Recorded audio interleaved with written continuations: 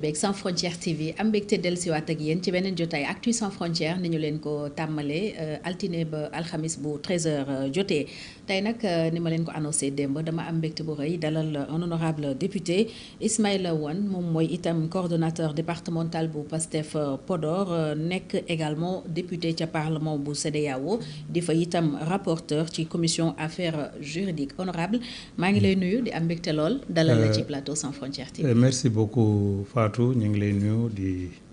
nuyu say techniciens di la remercier ci invitation bi di la ñaanal yàlla chaîne bi nga xamante ni yéen a ngi ci liggéey bi yàlla may leen ci résultat yu kawe seen jort. amiin yaa rabbi jërëjëf maa ngi am mbégte dalal tey en tant que député ci assemblée nationale mais également en tant que sama jaam. ah d'accord pour séeréer ak tukulóor. d'accord bu ñu toogee xam nga ne séeréer bi mooy buur bi. waaw alors honorable nguur gu bees gi nga bokk. membre PASTEF la. dañ leen doon xaar ci lu baree bari. bokk na ci yorin wu sell. yorin wu leer. ngeen ñëw justement jaay ñu jubal. jubbanti tey ñu bëri tàmbali ci am jiixi jaaxa ndax coow yu bëri yu jug yow député nga sa rôle assemblée nationale bi ci gën a ràññeeku bokk na ci contrôler l'action gouvernementale tey njàkkare yooyu ñu bëri di jibal lan nga ci indi comme tontu pour dalal seen xel. waaw merci beaucoup Fatou comme ni nga ko waxee effectivement nguur gu bees gi yaakaar bu bëri dafa tegu ci ndoddam parce que damay faral di wax ni régime bu bees bi si jamais on échoue on peut dire que pratiquement Sénégalais yi de manière générale ils risquent de se détourner définitivement de la politique parce que boo xoolee pratiquement Sénégalais yi dañ commencé woon ginnaaw politique parce que ay déception yu tegaloo yu bari mën nañu wax ni nag bii alternance bi portée par des jeunes par une génération totalement nouvelle yaakaar bu bëri am ci ñoom surtout nag jeunes yi gën ci yaakaar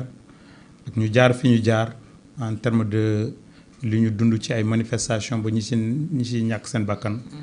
naturellement ñun fi ñuy xaaree mooy gën a am solo que peut-être yeneen régime yi non seulement ñun espoir bi dafa rëy mais ñun on a l'obligation de faire des résultats parce que fi ñu jugee ak ñi ci ak sacrifice yi ci am donc loolu nag bu melee noonu c'est normal que bu ñu commencé di gérer forcément du ñu may un délai d'observation comme li daan am ci régime yu passé yi nga xamante ni dañ leen doon may benn période ñu leen di xool ñu leen di seetaan délai de grâce ñun mu ñu am délai de grâce boobu parce qu'on ne peut pas se permettre ce luxe là on l'a pas. Ousmane Sonko sax ne woon na soxlawu leen ko exactement soxlawuñ ko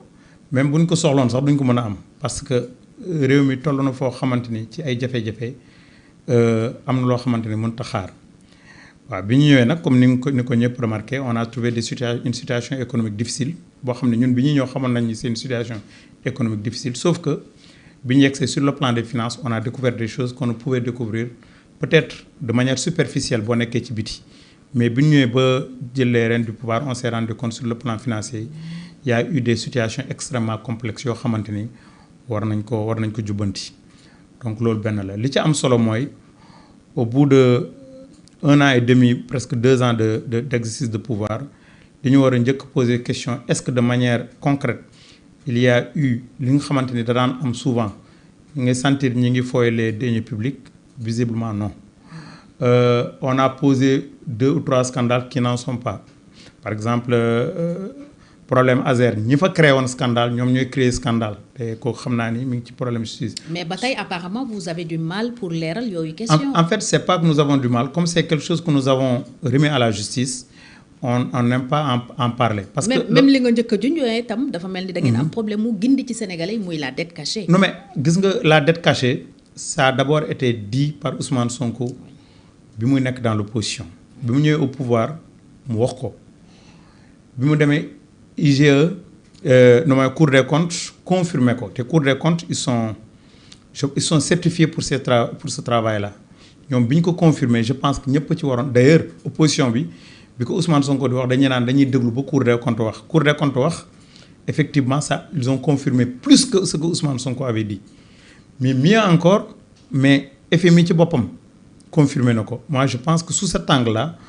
il y a plus débat effectivement. Même s'il y a toujours polémique ci xam nga confirmation politique Cour des comptes FMI oui c'est-à-dire que ñu ci des d'accord. loolu c'est des polémiques que les politiques utilisent pour alimenter le débat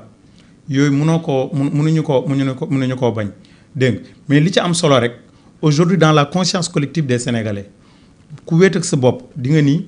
niñ daan téye réew mi ci wàllu foowee alal réew mi rek da ngay xam ni léegi les gens sont plus regardants. Le régime en place est en train de faire des efforts pour ne pas verser dans ces travers-là donc looloo ci am solo li la koy firndeel rek problème auto yi peut-être dinañ ci ñëw auto assemblée nationale yi mais le fait ñu ci susciter débat bu mel nii rek confirme à suffisance que aujourd'hui ce sont les populations eux-mêmes qui constituent leur propre Cour des comptes te loolu lu am solo la ci gestion d'un État. te le président Ousmane Sonko nga xamante ni moom moo porté projet bi moom moo porté vision bi aujourd'hui le président Bassirou Diomaye Faye nekk à la tête du pouvoir pour mettre en pratique cette vision mais ñun li ci gën a am solo mooy que ni on ne couvrira personne par rapport à des dérives financières président Diomaye Faye nee na nit mënul toog dans l'intimité de son bureau def li muy def bu ko porter le gouvernement bi solidarité du yegg foofu le président Ousmane Sonko l'a dit même le meeting du 8 novembre ne amul kenn koo xamante ni da ngaa ne ci Pastef nga war a def loo xamante ni jaarul yoon ñu bàyyi la ci d'ailleurs boo xoolee am na ay quelques limogeages peut-être dinañ ci ñëw di nga gis ni effectivement le président Ousmane Sonko met en pratique lépp loo xamante ni c'est des systèmes de velléité yoo xamante ni sur les questions financières. Affaire ONAS ngay wax. ONAS, bon, je ne maîtrise pas trop le dossier, mais visiblement, c'est un peu lié à un problème de gestion. Mais il y a une direction. Donc, et peut-être on va toujours dans cette direction-là. À chaque fois qu'on se rend compte qu'un directeur ne fait pas correctement son travail, ou bien qu'un ministre ne fait pas correctement son travail, mais je connais l'état d'âme de mes dirigeants, le président Ousmane Sonko, le premier ministre Ousmane Sonko et le président Bassirou Diomaye Faye, naturellement, ils vont sévir. Alors, fawee alalu askan bi nga wax sànq nag am na ñu leen tuumaal ne moom ngeen def ci 5 milliards yi ngeen jël jagleel ko ñi ngeen jàppee les victimes les détenus politiques les martyrs du régime de Macky Sall li ci Maymouna Dièye ministre de la famille wax rawatina ndax dafa gën a yokk coow li ba keroog assemblée nationale yaakaar naa ne sa kanam la bi ko Abdou Mbow naan li nga def du lenn lu dul détournement de deniers publics lan moo xew ci moom la ak lan moo ciy seen taxawaay yéen xam nga dans la gestion de l'État dafa am responsabilité boo xamante ni moo war kiy diriger boo amee ay malades des blessés yoo xamante ni dañ leen war a faj te warta xaar munoo nekk dans un processus des questions financières pour mu aboutir pour nga def li nga war a def li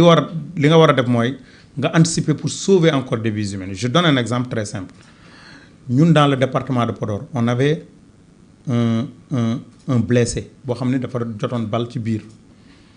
kooku il fallait coûte que coûte